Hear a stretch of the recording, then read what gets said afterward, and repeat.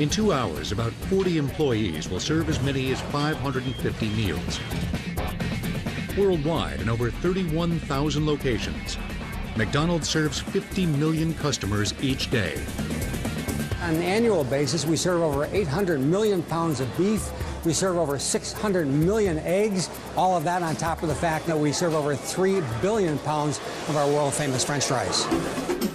With eateries in well over 100 countries, McDonald's reigns as the undisputed champion of fast food ubiquity. But it's not easy to please a world full of culturally varied palates. McDonald's business is really largely based on a core menu product, which would be Big Macs and burgers and fries and shakes. However, occasionally in international markets, we'll go out and develop products that are really developed specifically for a local taste. Examples of that may be the Maharaja Mac, which is served in India, which is actually a chicken-based version of the Big Mac. Things like the Teriyaki Burger, which is a pork-based product that's served in Japan, and various rice products that are served in other places across Asia. If you live in the Western world, odds are good you've eaten McDonald's food at least once. And if you're like most Americans, you probably eat some kind of fast food at least once a week. In fact, over 75% of all restaurant visits happen at a fast food restaurant. Nobody wants to cook. We want to find someone else to do the cooking. And the answer to that question has been a restaurant, an inexpensive restaurant, a fast food restaurant who provides us with foods that we actually like. And since the beginning, the quintessential fast food combination has been the burger, fries, and shake. I believe the burger, fry, and soft drink or shake is the #1 meal ordered in America because they're a complete meal. It's not easy to make in your house, and yet they remain very inexpensive and portable. And at the center of this complete meal, all hail the mighty burger. Today, McDonald's and its competitors depend on evolving technologies to deliver burger after burger after burger. Folks talk about flipping burgers, and with the technology that we introduced a number of years ago, we actually don't flip them any longer. This is a grill that we call the clamshell grill. It actually cooks burgers on both sides at the same time. It'll take regular hamburger patties and cook them in less than half the time that it used to with our previous grills. It'll be somewhere near 40 seconds that this product will be actually completed and ready to be served. The cook time for these same patties used to be something a little under 2 minutes. And here come 4 perfectly cooked patties. This is our rapid toaster. We drop the bun into the toaster. And 17 seconds later, we have a perfectly toasted bun. Since this is all happening simultaneously, you're looking at raw meat to finished burger in a little over a minute. Of course, at that speed, you'll need something to wash it down, and fast. Yeah, this piece of equipment is probably the crew's favorite technology, the automated beverage dispenser. This machine is actually tied to our POS equipment. When a customer in the drive-thru orders the product, it knows what size they've ordered, whether they want ice, no ice, lots of ice, a little bit of ice, and actually pours the product for the crew person. This piece of equipment will pour more than 5,000 drinks per week. But back to burgers. McDonald's big seller is the Big Mac. Consumers buy over 550 million each year, just in the United States. The Big Mac is a two-all beef patty, special sauce, lettuce, cheese, pickles, onion on a sesame seed bun. The sauce is clearly a secret sauce, and it wouldn't be much of a secret if I told you. But maybe the liquid production people who make the sauce will tell us. For the Big Mac sauce, I can tell you we use soybean oil and eggs, but I can't tell you anything after that. As far as the quantities of Big Mac, we do 15 million tubes annually at this facility, which equates to 600 million shots, which serves 300 million sandwiches. In the kitchen, a worker places a tube in the sauce gun. Squeeze the trigger and the gun releases a perfect portion of sauce. The iconic Big Mac double-decker style sandwich was invented in 1967 by McDonald's franchisee Jim Delegati of Uniontown, Pennsylvania. When I started, they said I had to work with what we have there. So I wasn't allowed to bring any other bun or anything in, so I think for 1 day or 2 days, I forget which it was, I did it on a regular hamburger bun, but it was just too sloppy, so I went out and got the double-cut bun, and from then on, it's history. The history of fast food itself is linked to another industry that highlights speed, convenience, and affordability.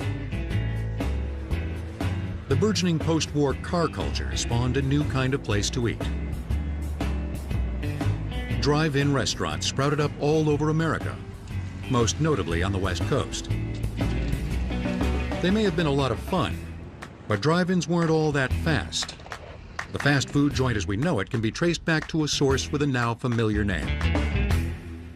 Back in 1948, the McDonald's brothers actually opened the first restaurant in San Bernardino, California. Inspired by Henry Ford, the McDonald's replaced short-order cooks with unskilled workers, each completing one step of the process, like an assembly line, making the food fast and consistent. They cut costs by eliminating car hops and waitresses, plates and silverware, and thus dishwashers, making the food less expensive. Years later, a milkshake mixer salesman would buy out the McDonald brothers and use their food service model to spin the business into hamburger gold. So where does all this fast food and drink come from? To facilitate such a mammoth operation, McDonald's partners with companies like Golden State Foods distribution centers. Golden State Foods operates 12 distribution centers that service McDonald's in several U.S. regions, as well as about 20 other countries. This is their largest facility, located in City of Industry, California. This location services over 1,000 McDonald's restaurants in the Southern California market and Las Vegas market. And because of the proximity of the Los Angeles ports, we also prep shipments to our overseas customers. This facility ships out on a weekly basis about 45,000 cases of French fries, which equates to about 1.6 million pounds, about 17 million individual servings of French fries. This location also ships out 7,000 cases of cheese, which equates to 8.9 million individual slices. All of that's in addition to the 900,000 pounds of beef set out each week. And of course, something for the kids. What you're seeing here is 75,000 square feet of McDonald's Happy Meal toys. We distribute 650 million units a year, just like this one. This makes McDonald's one of the largest toy distributorships in the world. Golden State Foods also stocks trash bags, cash bags, packaging, cleaning supplies. If you see it in a McDonald's, it came from a place like this. This distribution center stocks about 900 different items that are provided by over 40 different suppliers. You can imagine what a McDonald's lot would look like if all 40 of those suppliers tried to make individual deliveries. Goods arrive by the truckload from the various growers and manufacturers and are inspected thoroughly for contamination. Then workers sort them into one of three main areas: dry products, refrigerated, and frozen. We're in the refrigerated compartment of the facility. This is 38-degree temperature. This is where we keep eggs for breakfast, cheese for our sandwiches, and produce for our salads. This is the freezer. This is maintained at below zero. This is where we keep the protein items, the beef patties, the chicken products, and of course, the famous French fries from McDonald's. Restaurants send in their orders, and technology takes over. The order is downloaded via radio frequency from the mainframe to the actual order selector's headsets, and the order is directed to the order selector via voice. 3059. And they go directly to the order selection location, and they're specifying the quantity of the item to select and the type of product to select, and verification is made via voice. Workers load the specified products onto pallets, which are then forklifted onto delivery trucks. From production to distribution to consumption, McDonald's operates like a well-oiled machine. And though it may be the proverbial 800-pound gorilla, it isn't the only burger slinger in town. Competitors like Wendy's, Jack in the Box, Burger King, and Carl's Jr. also take a big bite out of the fast food biz, using various strategies. Find a niche and fill it. In one instance, fill it really, really full. In a world of obesity awareness and burger bashing, Carl's Jr. is on the offensive, building burgers bigger and badder, topping them with gooey sauces, fried onion rings, slabs of pastrami, layers of bacon, and gobs of guacamole. So this is the Santa Fe sauce. It goes on both sides of the bun. Then we add lettuce, 2 tomato slices, red onion, a ½ pound of Angus beef, 2 slices of pepper jack cheese, 2 slices of bacon, and 2 scoops of guacamole. Not enough meat for you? How about this carnivore's delight? 2 quarter-pound patties and pastrami. Jay Leno joked about it on The Tonight Show, saying that what's the world coming to when meat is now a condiment for more meat? So where will this mega burger mania end? Well, if I were really to make an outrageous burger, I would put all the proteins together. Hamburger, chicken, fish, cheese, maybe breakfast sausage, bacon.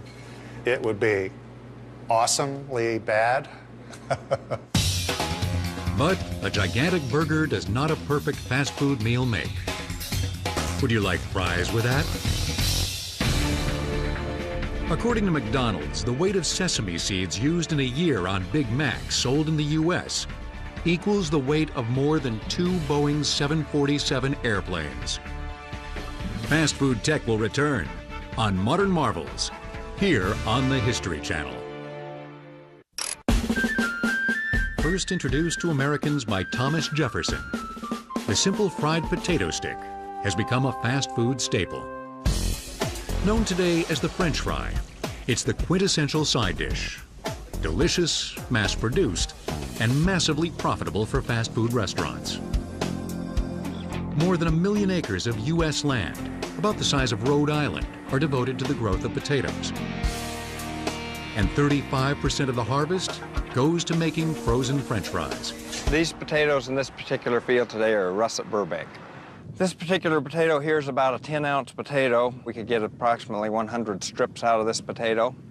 A little bigger potato, we'd get maybe 125, 130 strips out of one potato. But this is just about the perfect size potato for making French fries right here.